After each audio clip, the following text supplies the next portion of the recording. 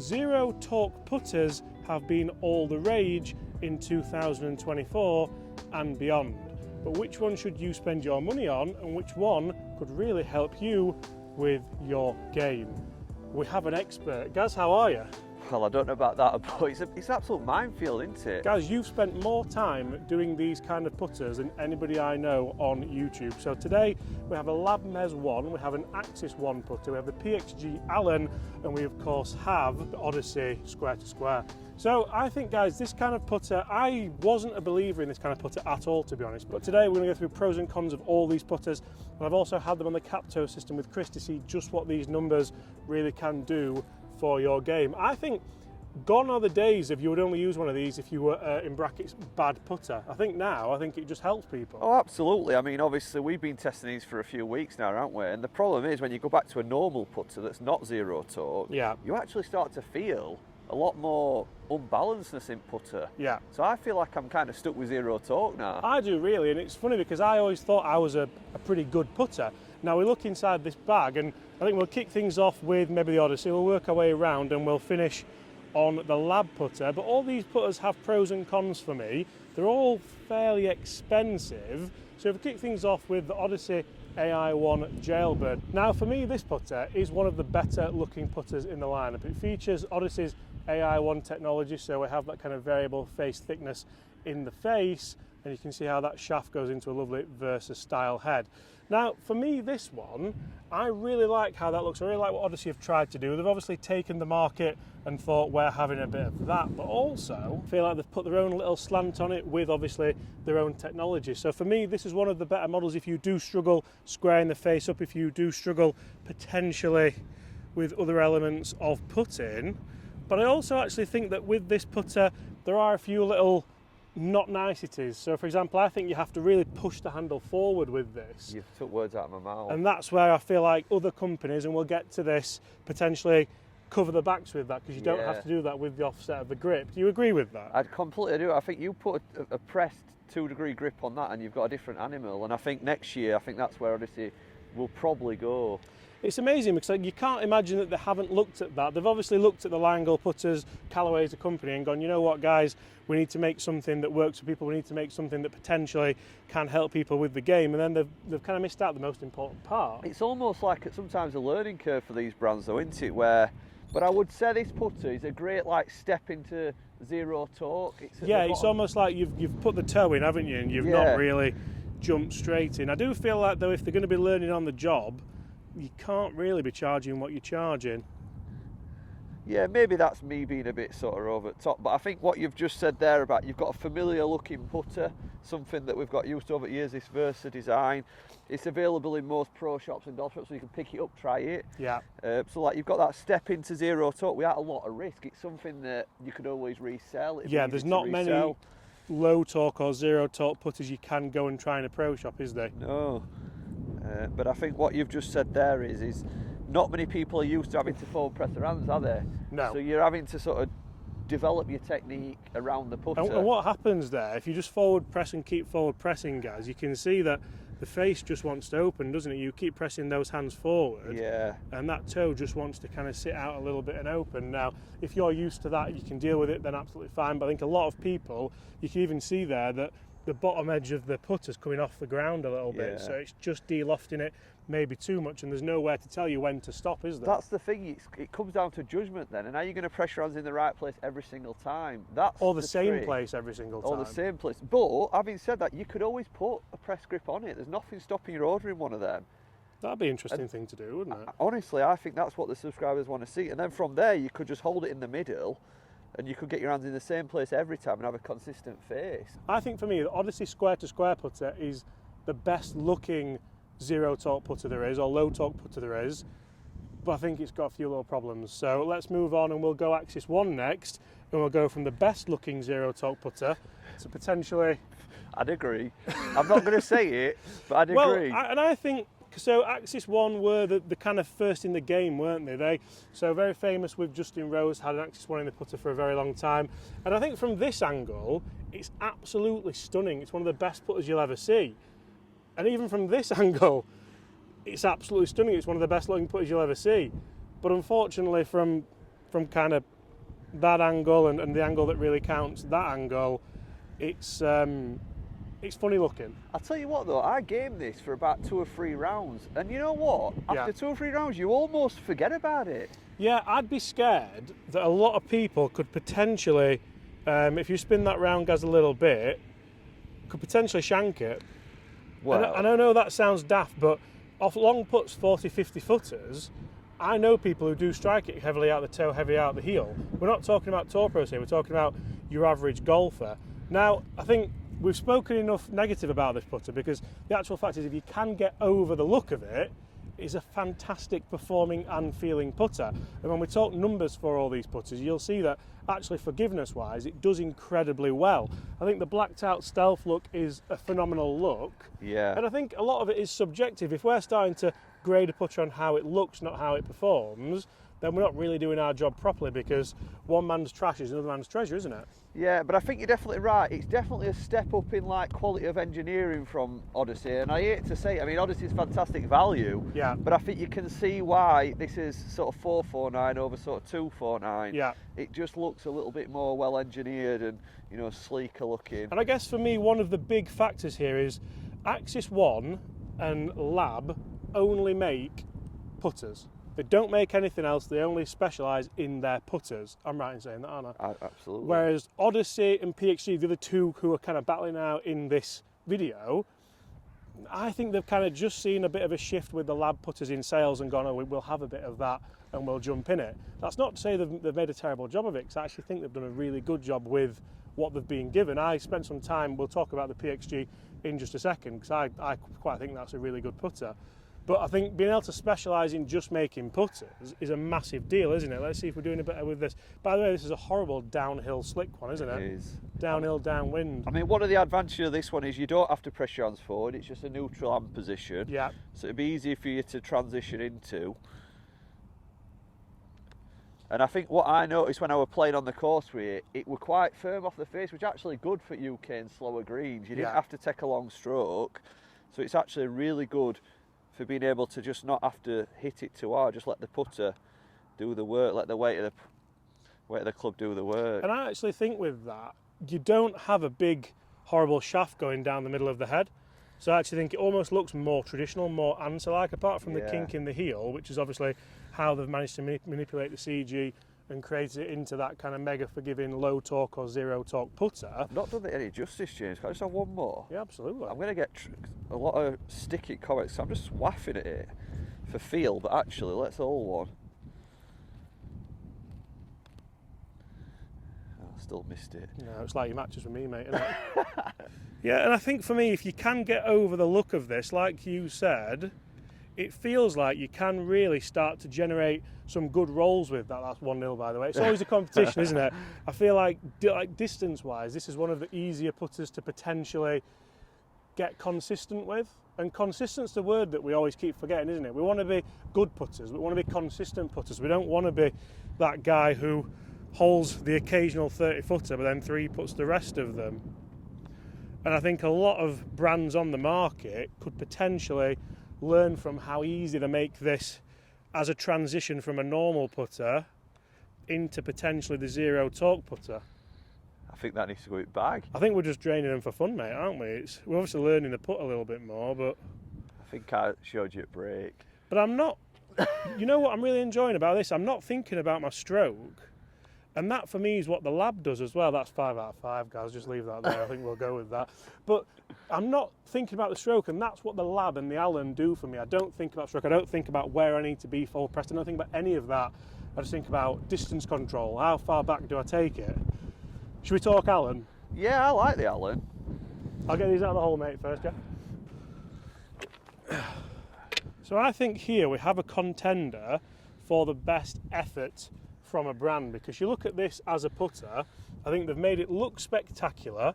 I love how they've designed it. I love how it doesn't look pretty much all like a lie-angle balanced putter, and the shaft still goes pretty naturally into the head, but you can see how it wants to go straight into the centre of it. So I actually went to PXG and saw how these were designed and made and saw them in their own revealer, and it was amazing to see how a lot of the companies do have their own kind of revealer, don't they? And yeah, we've seen that. Obviously, you know, Lab's got theirs, we've got PXG. I think even Axis One have their own as well, don't they? Now, don't they? Yeah.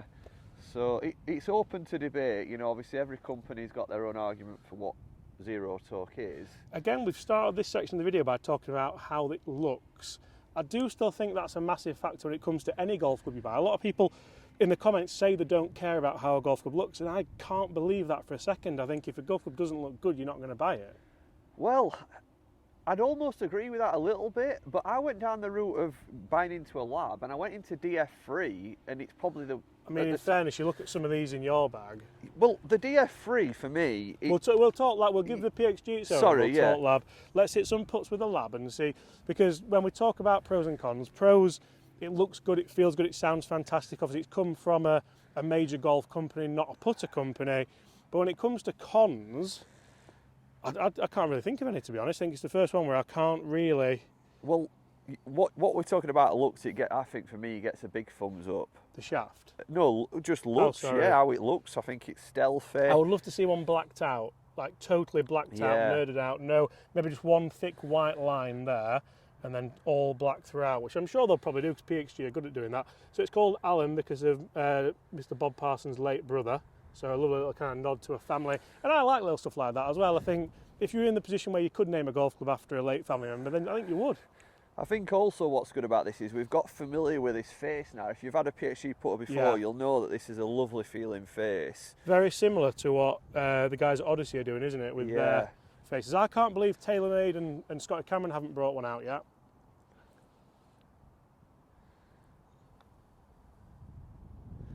Oh, here he is. I did some testing on this one and it came out unbelievable for results for me. Yeah? I don't actually own one, but it could justify itself, to be fair, because every time I pick it up and try it seems to do well. The thing that I really enjoyed about it was how it feels. It feels quite soft, whereas you said earlier the Axis one does feel quite firm off the face. You all right there? Yeah, sorry, I didn't realise it did that. Yes, you can. That's another little positive. That's one bonus. If you miss, you can pick it up. Yeah. But you don't really want to be missing, do you? You want to be getting it out of the hole. But although it's soft, it still seems to roll pretty well. It's not dead. Yeah. It feels soft, but it still rolls. Like, I really do like that. I think for a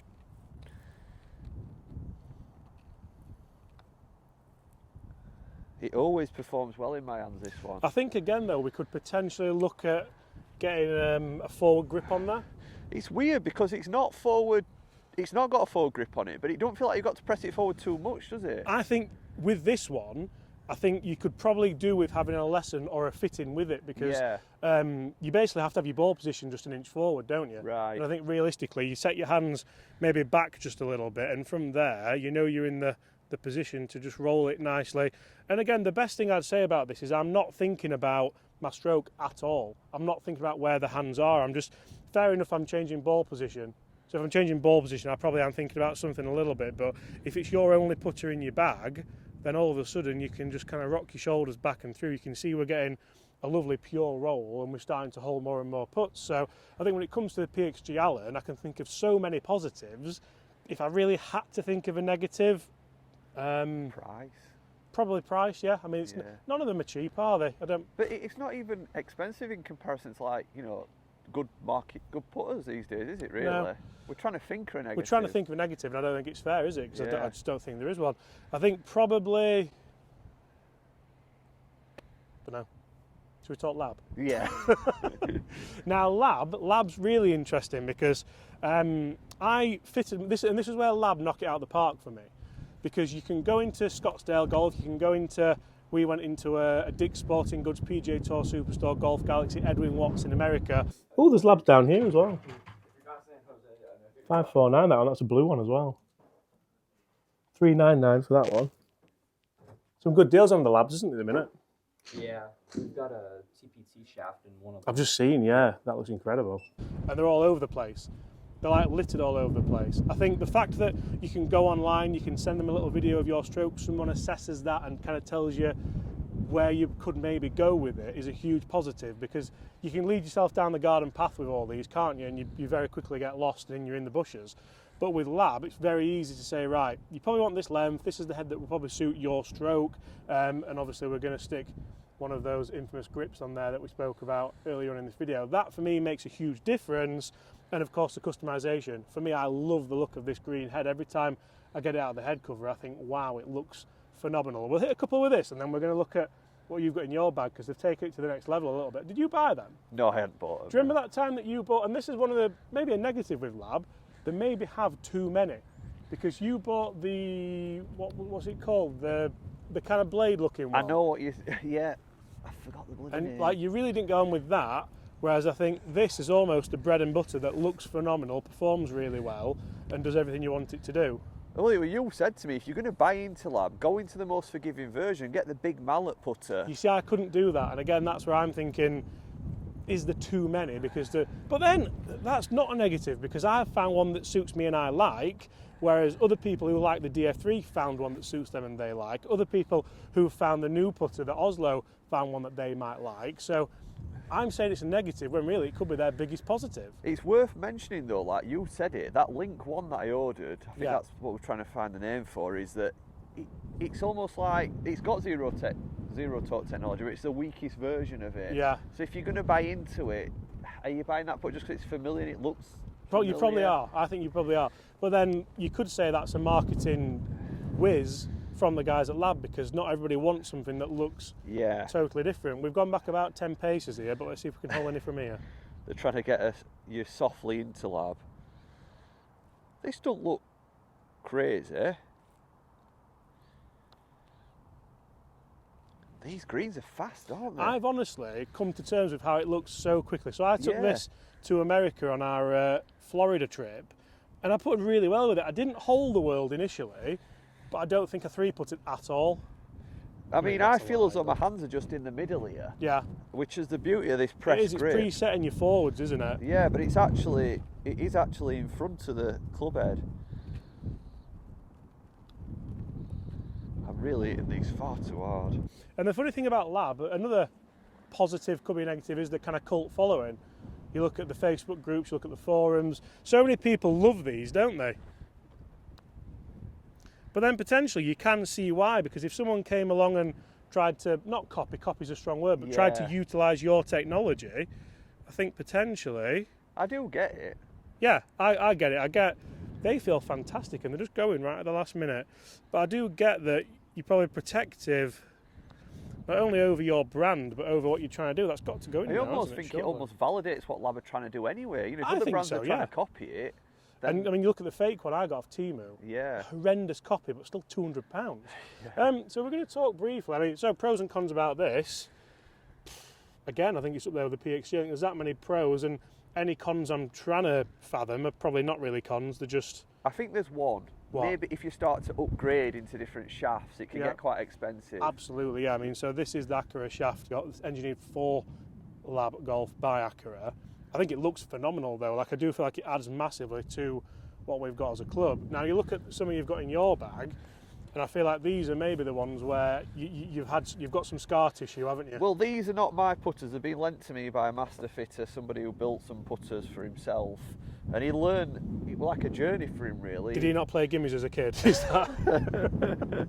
So guys, as promised, we did get all these putters on the Capto system just to test them for some numbers. It's very difficult to test a putter for numbers and get some feedback, but it's nice to know exactly what we are kind of looking at. So we started off with the Odyssey Square 2 Square Jailbird, and we had some good success with it, but when we do delve into the numbers, you'll see that there is quite a lot of energy loss at that 9.6%. However, the face and track, which is the path, are very, very good. Lie angle isn't great, but it wasn't great on all of them, to be honest. And then as we move into the PXG Allan putter, once again, quite a lot of success. I do think that all these putters could help a lot of golfers' game, particularly if you do struggle with your stroke and with consistency levels. So exactly the same energy loss there, and again, the face angle and track is very, very good. I would expect something actually to be a little bit different, but these have both been very, very consistent, both the Allan and of course the Odyssey. We then moved into the Axis 1. So the Axis 1 putter for me is certainly one of the the kind of better putters out there in this category. I do certainly feel like because they can concentrate on just making putters, they do a fantastic job of it. And as we do look at the numbers for the Axis one, you'll see a lot less energy loss at that 1.7%. And you can also see, again, very good face, track, launch, and even handling there with a lot less severity of the rotation, which is exactly what these putters are designed to do. A lot better there than both the Odyssey and the PXG. Now, when it comes to the L.A.B putter, doesn't get more dead centre than that, does it? No, straight in the middle now. The L.A.B putter for me certainly is the standout model in this range and in this test. For me, not only does it offer some fantastic feedback, but also great numbers, as Chris can talk us through right now. Talk me through this. Oh, look at that one. So the last one, like you'd expect, 0.0, face 0.3 close. So let's see what the average was from the 4 putts we've just hit. You might think this is a lot of information, guys, but there's a lot of green on there, isn't there? There is a lot of green. But you can simplify this and get some really, really good numbers out of them. So averages here, so these are the main ones that I like to look at. Is again, path is 1.4 degrees out to in, so a little bit to the left, and again, face a little bit close. So in the green, so they're in-tour averages, so pretty good. One thing here, we can see the toes a little bit up, so is that online fitting perfect? That's the big question there, but the longer ones were the ones that threw the numbers out. Let's have a quick look at those individually. So this was the first one that did go in the centre of the hole, so again, this is where path did get a little bit left and face was close, so maybe James was aiming a little bit right on that one. So this is where obviously not every stroke's going to be perfect. And going through the routine of how good are you at lining it up could help massively, couldn't it? Yeah, exactly. If we then go to the second long one, again, look at that. So very interesting on the longer ones, James didn't have as much control, but they still obviously went close to the hole, and this is where you're getting that little bit of forgiveness. But then if we come to the short... Because it's actually better if the numbers are bad, but it's still performing, isn't it, realistically? Yeah. And then if we come to the short ones, we know, obviously we saw the last one was 0.0, but a lot more compact on those shorter putts, and they're the ones that you're going to be chipping on the green, you're wanting to hold to get your scores down, and that's for me where you'd want to be a little bit better. They do. I mean, that looks horrendous, but if you have that kind of scar tissue, if putting ruins the game for you, then that looks nice. That one's a bit like yours, isn't it? Yeah. The Mez, a bit longer version. Right, 3 putts each then. Shall I go Mez and you go this, or do you want to swap? I'm going to take the most forgiving. Yeah? I'm not going to leave any excuses out there. 3 each from back here. You know, when you pick that up though, even as long as it is, I feel so much balance, even just holding it. Yeah, you're not going to fall over, are you? Just like, no, but it's crazy. Unless you pick one up, you won't understand what I mean. But I get more balance out of that than even my DF3. Yeah. You can just instantly feel how much more balanced it is. It doesn't even look unnormal to me anymore. No, I must admit, the way you stood there, so obviously there's a bit of a forward press, which you're going to have to learn how to do. A lot of forward shaft lean there, but... I'm not used to a long putter. But in terms of the size of the head, I think I've really got used to these big heads.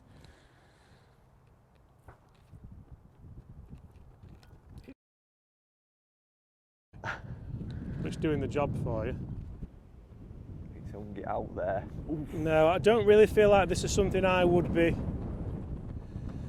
overly bothered in doing. I think it suits the guys that might have a yip.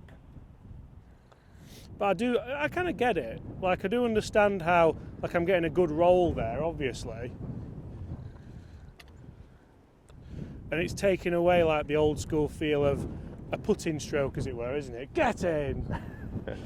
Guys, they are the pros and cons of zero torque putters. If you've enjoyed it, smash that subscribe button, and we'll see you all at exactly the same time tomorrow. Goodbye.